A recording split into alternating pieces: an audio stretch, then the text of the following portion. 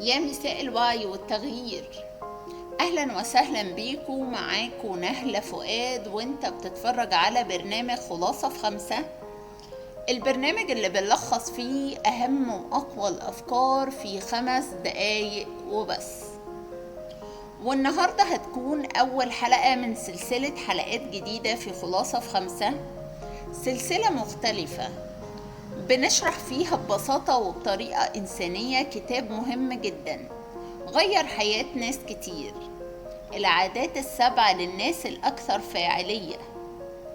ولو متابعني من فترة أكيد فاكر إننا من كام حلقة كده بدأنا نلمس المعنى ده، وشرحنا باختصار إيه هي العادات ال7، وبعدها حكينا عن شعورك لما تلاقي نفسك في حرب حوالين منك، زي ما حصل في حلقة الحرب بين إيران وإسرائيل، وإزاي رغم إنك مش طرف بتتحمل تبعات وجع كبير.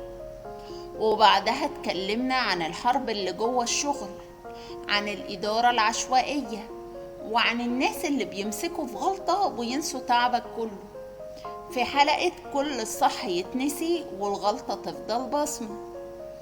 والحلقتين دول ما كانوش بعيد عن بعض، لأ، دول كانوا تمهيد لسؤال أكبر: أنا أتعامل مع ده إزاي؟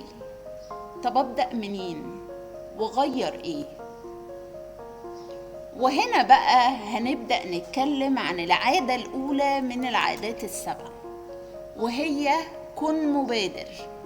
يعني ببساطة ما تستناش التغيير يجي من بره، ابدأه من جواك. يعني ما تكونش رد فعل، كون فعل. يعني لما تلاقي الدنيا حواليك فوضى أو ظلم، ما تستناش إذن عشان تشتغل على نفسك. انت مسؤول عن مشاعرك وعن اختياراتك وكمان عن ردود أفعالك.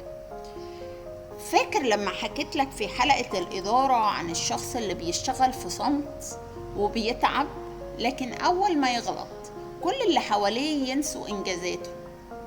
في اللحظة دي المبادرة هي إنك ما تتهزش، ما تستناش حد يردلك اعتبارك، لكن ابني نفسك بنفسك. كمل كأنك شايف طريقك حتى لو هم مش شايفينك. وحتى في اللي بيحصل حوالينا في السياسة والصراعات، لما تحس بالعجز أو التوهان، المبادرة مش معناها إنك تغير العالم. المبادرة ساعات بتبدأ بقرار بسيط، إنك تحمي وعيك وتحافظ على صوتك وتاخد موقف لنفسك حتى لو صغير. وفي نهاية الحلقة بتاعتنا حابة أقولك إن أول عادة من العادات ال7 مش بتقولك اعمل إنجاز خارق، بتقولك اختار رد فعلك، لأن أول خطوة حقيقية بتبدأ من جواك. كونك مبادر يعني انت اللي بتحدد اتجاهك، مش الناس ولا الظروف ولا حتى الماضي. ونصيحتي ليك في الحلقة دي: ما تستناش حد يبدأ لك الطريق، لأن أقوى خطوة ممكن تاخدها في حياتك هي إنك تختار تتحرك حتى وإنت لوحدك. كن مبادر، لأنك تستاهل تكون في مكان إنت اللي وصلت له، مش حد جرك ليه.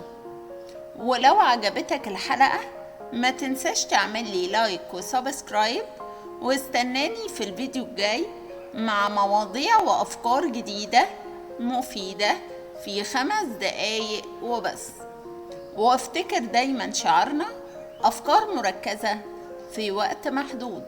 واشوفكم الحلقة الجاية.